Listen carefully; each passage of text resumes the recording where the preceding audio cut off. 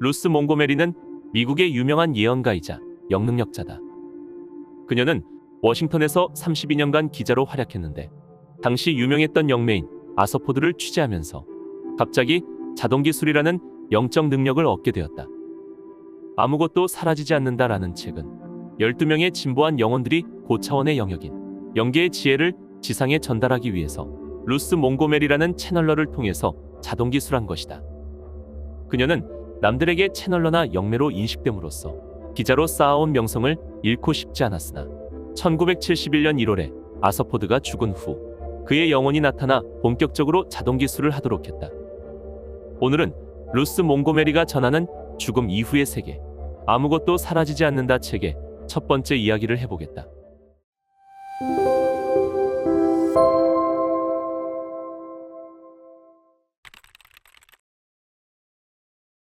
영계의 시간은 지상의 시간과 다르다.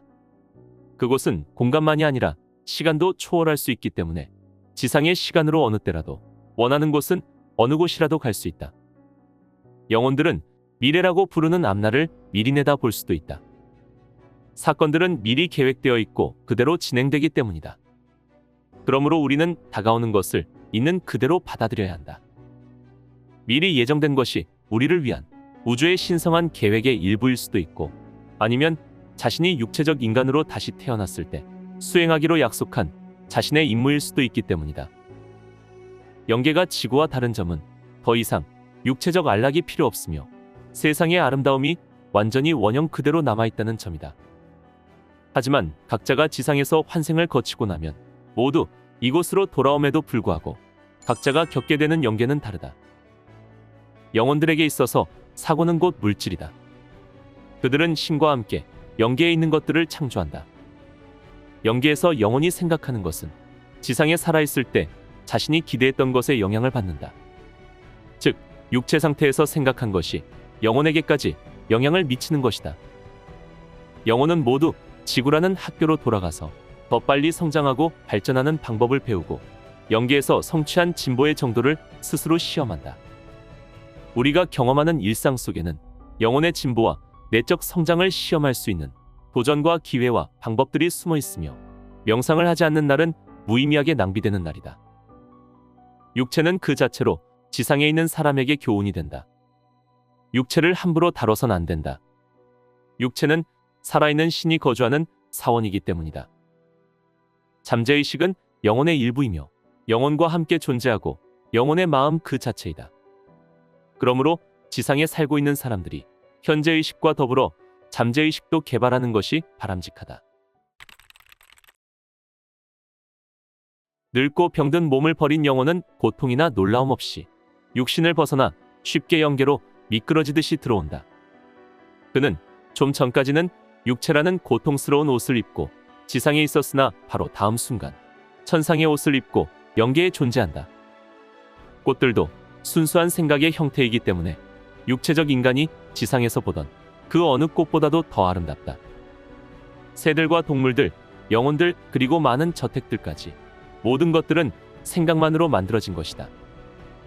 영계에서는 생각만 하면 모든 것이 즉시 이루어진다.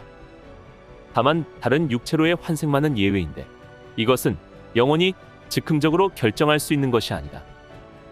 환생을 결정하는 것은 일종의 권리인데 그 권리는 오랜 준비와 영적 진화를 통해서 얻어지거나 본인의 의도와는 다르게 갑작스러운 죽음을 맞게 되어 본인이 원할 경우에 빨리 육체적 형태로 환생하는 권리가 주어진다. 때때로 영혼은 지상에 남겨둔 재산과 소유물들에 대한 미련 때문에 영계에 안주하지 못하고 지상을 배회하기도 한다.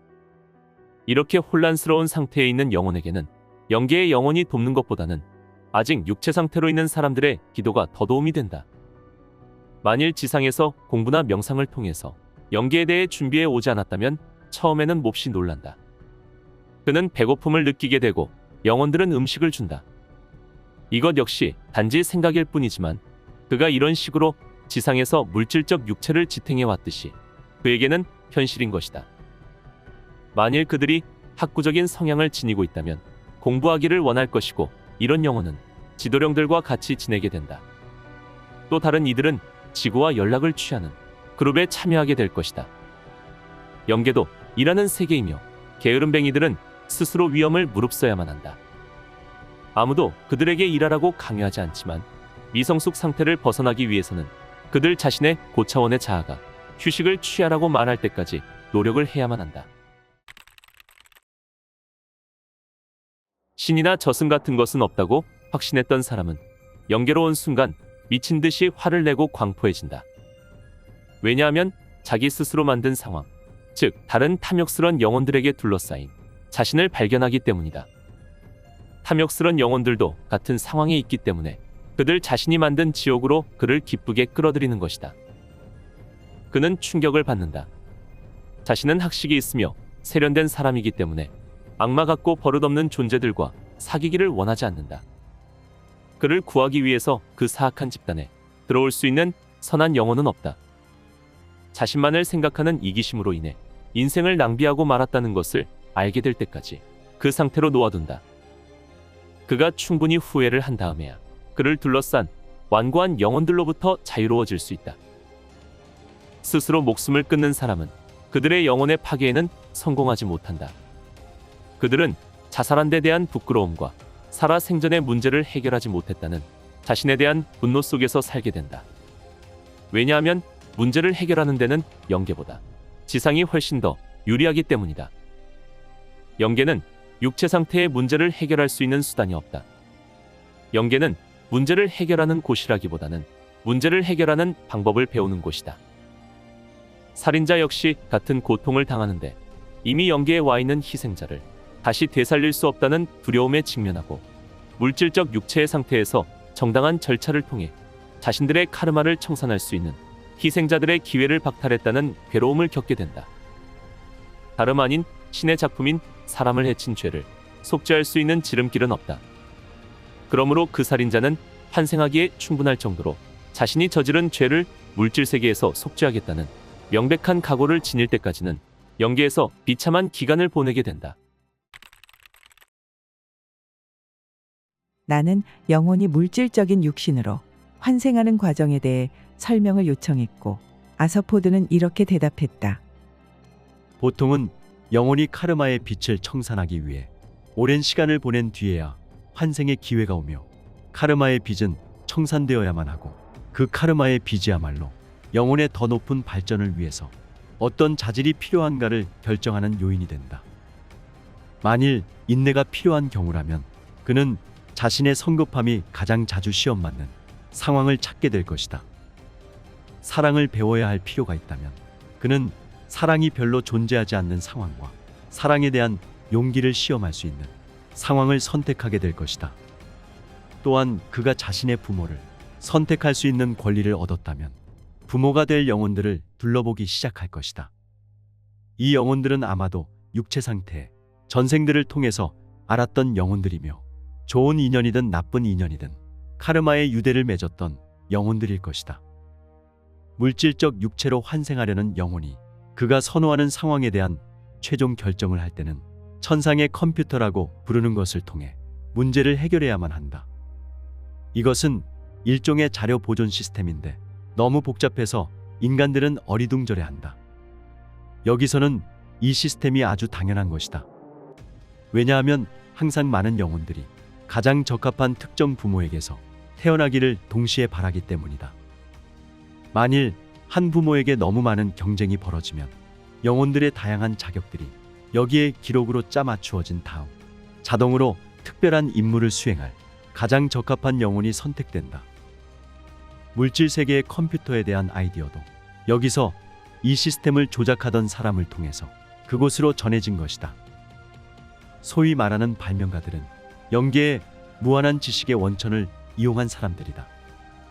최종 지명을 받은 영혼은 자신이 기꺼이 물질적 육체로 환생할 것이라는 것을 확실히 하기 위해서 종종 그의 부모 곁을 맴돈다. 그러다 때가 되어 육체적 발육이 시작되면 그는 그 태아의 육체로 들어간다. 그는 보통 아기가 태어나는 순간에 그 몸으로 들어가지만 때에 따라서는 약간 전후가 될 수도 있다. 만일 그가 너무 오래 망설인다면 아기는 살지 못한다. 나는 불구의 몸으로 태어나는 영혼에 대해서 질문했고 아서포드는 이렇게 대답했다. 놀랍게도 건강하고 정상적인 아이로 태어나는 것을 원하는 영혼만큼이나 많은 수의 영혼들이 불구의 몸을 가진 아기로 태어나기를 원한다. 육체적 장애가 크면 클수록 영혼은 카르마 빚을 빨리 청산하고 더 빨리 영적 성장을 이룰 수 있는 기회가 많아지기 때문이다. 성공적으로 이겨내기만 하면 인생의 장애물들은 오히려 영적 진보의 디딤돌이 된다. 육체적 생애 동안에 많은 장애를 극복하면 할수록 그 후로 영혼은 환생의 횟수가 줄어든다. 나는 어린 아기일 때부터 시작된 정신적 질병에 대해서 물었다. 이 영혼들은 그들을 뒤로 잡아 끄는 카르마 빚을 청산하려고 필사적이기 때문에 그들은 영적으로 진보하기 위해서 그러한 고통을 기꺼이 감수하려는 것이다. 때때로 그들은 과거 생에서 저지른 죄를 속죄하기 위한 수단으로 그런 병든 몸을 일부러 떠맡게 된다. 즉 그들이 과거 생의 심각한 죄에 대해서 진정으로 후회하는 경우에 자발적으로 그런 육체를 택하기도 한다. 그러나 이런 경우의 대부분은 고차원의 힘이 그 영혼에게 부여한 임무다. 그래서 이런 경우 그 영혼에게는 선택권이 없다. 의사는 이런 종류의 뇌 손상이 태아의 기형 때문에 생긴다고 말한다. 물론 맞는 말이다. 그러나 출생 시점을 전후해서 그 육체로 들어가는 영혼은 그 육체의 결함을 이미 알고 있다. 나는 어린이나 젊은이의 심각한 사고나 상처에 대해서 알고자 했고 아서포드는 이렇게 말했다. 때때로 그런 사고는 전혀 예상 밖이며 미리 방지할 수도 없다. 왜냐하면 지구상의 환경은 물질적 육체 속에 영혼의 통제 권한 바뀌기 때문이다. 그러나 더 많은 경우의 영혼은 무의식적으로 속죄의 필요성을 느끼고 자발적으로 사고가 일어나는 것을 허용한다. 이렇게 해서 과거의 카르마 빚을 청산할 수 있게 된다. 환생하는 영혼이 어떻게 성별을 결정하나요? 대부분의 경우 영혼은 과거 생에서 선택해온 그 성별을 그대로 유지한다. 그러나 때때로 영혼은 어떤 자질을 배우기 위해 반대의 성을 택하는 경우도 있다.